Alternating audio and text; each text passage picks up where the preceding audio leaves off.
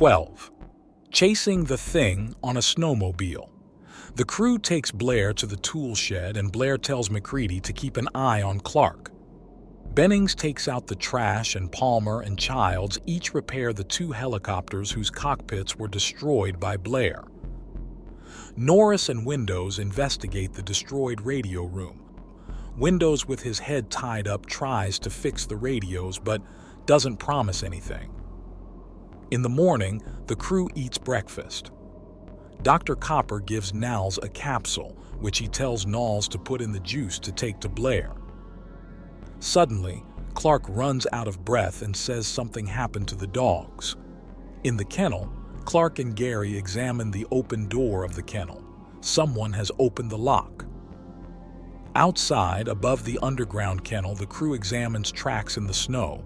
All 3 dogs have escaped. The crew guesses how long the dogs have been on the run and how far they have gotten. MacReady wants to go after them. The rest of the crew questions MacReady's idea of going, and they remind him that the helicopters won't be airworthy for several more days. MacReady gives the list to Bennings and says he'll go after the dogs in a snowmobile, which Palmer swaps in for a more powerful engine. Bennings gives MacReady's list to Gary, which includes a box of dynamite, a box of thermite, 3 shotguns, a box of flares, 2 flare guns, 30 cans of gasoline, and a case of alcohol. Childs has modified the flamethrower to extend farther. The crew is testing it. In addition, the snowmobiles are tuned. 2 tuned snowmobiles drive through the icy landscape, following the tracks of the dogs. Bennings is driving the snowmobile in one, and MacReady and Childs are in the other. They find a half-eaten dog which MacReady burns. It gets dark and the temperature drops. The men stop. MacReady spots a dog in front of them eating another dog. The men approach the dog, but it doesn't notice them. Just as MacReady and Childs are preparing to burn the dog, something grabs Bennings' leg forcefully and tears him into the snow. In the end, only Bennings' head can be seen through the snow. He shouts in a panic. Dog Thing attacks MacReady. Childs blasts the attacking dog with a flamethrower and MacReady destroys the animal with a thermite. Bennings screams in pain. Childs and MacReady don't know what to do. Just as suddenly, Bennings' head is buried under the snow and ice. The icy ground shakes, and Bennings' body appears at times until it is pulled back down. Bennings comes out and he starts to change. MacReady tells Childs to burn Bennings with a flamethrower, but Childs hesitates. MacReady reminds that he's gone already. Childs blasts the Bennings Thing. MacReady and Childs watch as the Benning Thing and the Dog Thing burn. In the morning, MacReady and Childs are back at the station. Clark is questioned and accused of letting the dogs out. The sequence of scenes contains a lot of material that is not in the final film. In the script, the crew has a clear desire to repair the helicopters and seek help. This is not reflected in the film. The scene of chasing the dogs on the snowmobile is completely missing from the film. Carpenter wanted to film it, but for cost reasons, the scene was not filmed. The removal of the scene forced major changes in the film's plot, for example, through new scenes that resolve Bennings' fate in a new way. Bennings assimilates from the remnants of the Thing. Fuchs has a conversation with MacReady on the tractor, and finally, MacReady and the crew burn the Bennings Thing outside. Additionally, one deleted scene of Bennings' death has been leaked. In the scene, Bennings goes outside to the kennel and slows down at the kennel door, where Bennings is stabbed in the neck. This was the original version of Bennings' death scene, after the snowmobile scene was left out. Clark?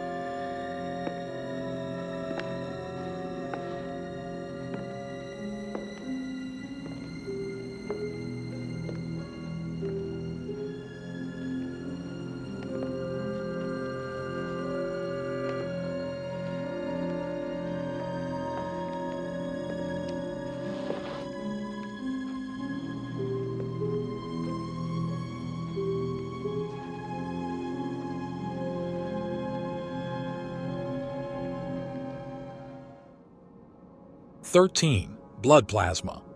Clark is interrogated by the crew, accused of letting the dogs out.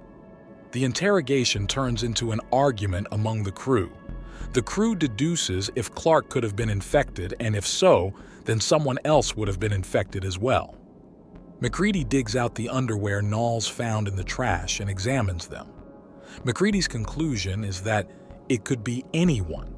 This leads to a discussion about a test that could be used to reveal who is infected.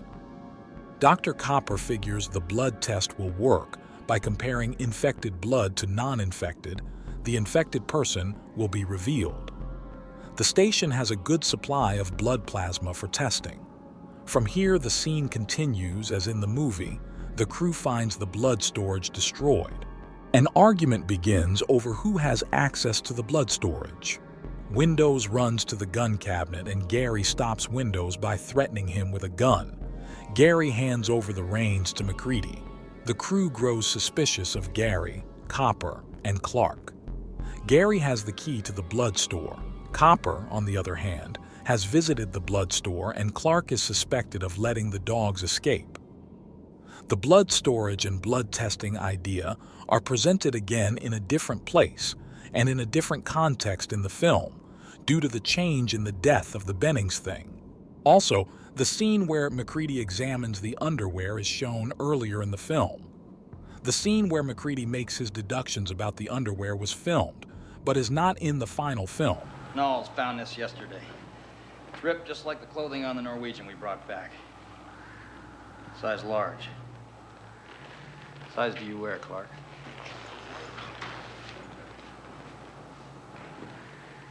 So what?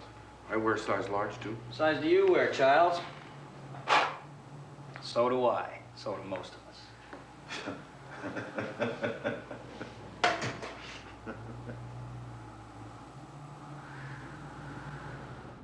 14. Generator. Men gather in the rec room. MacReady deduces that the creature only infects when the victim is alone. Therefore, he specifies that the crew should always be in a group of at least 2 or 3 people. MacReady divides the people to groups. He orders the crew to give Gary, Copper, and Clark morphine, and to keep an eye on them. Also, MacReady tells everyone to report to the rec room every 20 minutes. Palmer is outside repairing the helicopter engine. He wonders about the missing parts of the engine. In the rec room, Copper, Clark, and Gary are given morphine. MacReady and Windows look for shoes and clothes at the trash dump. Norris fixes equipment in the radio room. Knowles and MacReady meet in the hallway. Knowles says that he hasn't found any more hidden clothes. MacReady goes to the lab where Fuchs is studying books. Knowles takes food to Blair. Blair guesses that Knowles is taking sedatives with the food and refuses to eat. Blair threatens to hang himself if anyone tries to come inside tool shed. Childs guards Copper, Clark, and Gary. Clark announces he needs to go to the bathroom. Just as Childs is about to take Clark to the toilet, the outpost's generator fades and the lights go out. Childs lights his flamethrower to get light into the room. Gary has disappeared from the room. Childs raises the alarm. MacReady, Palmer, and Windows arrive inside, where they hear the generator has gone off and Gary has disappeared. MacReady and Palmer go down the stairs to the generator room, where they notice the generator is missing the fuel pump. Without a fuel pump, the generator cannot work, and then the buildings cannot be heated. Fuchs leaves his room with a candle.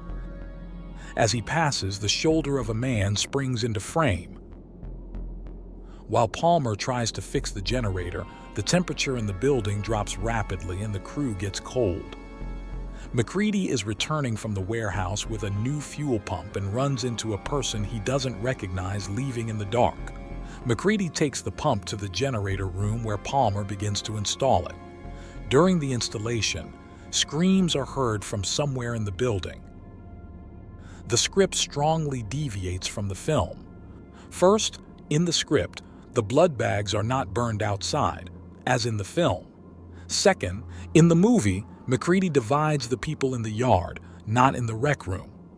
After this, Child stays to watch over the drugged Gary, Copper, and Clark, and the rest of the crew goes to do the necessary repairs. The movie is missing the scene where Knowles takes food to Blair and Blair threatens to hang himself. The scene has been filmed as pictures of the scene have been leaked to the public. Also, later in the film, when MacReady visits Blair, the noose can be seen in the tool shed. The power outage is also depicted very briefly in the film. In the movie, the lights go out. Fouche leaves the lab with a candle, and next he comes out with a torch and finds a piece of MacReady's clothing. Next in the film, the lights and electricity have returned to the building. The reason for the power outage is said to be a blown fuse in the laboratory. The entire scene has been heavily edited and cut, as the entire generator scene has been shot, but has been left out, due to which new scenes have been shot. A short video of MacReady and Palmer running down to the generator room has been leaked to the public. Hey, Chow, is that a fuse? Generator, no power. Mac, listen. If we don't get this thing started soon, it'll freeze up on us. We'll never get it going.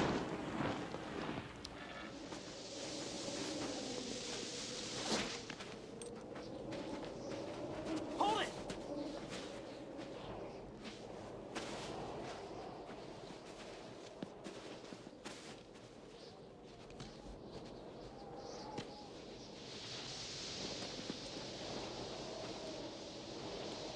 Is it Fuchs?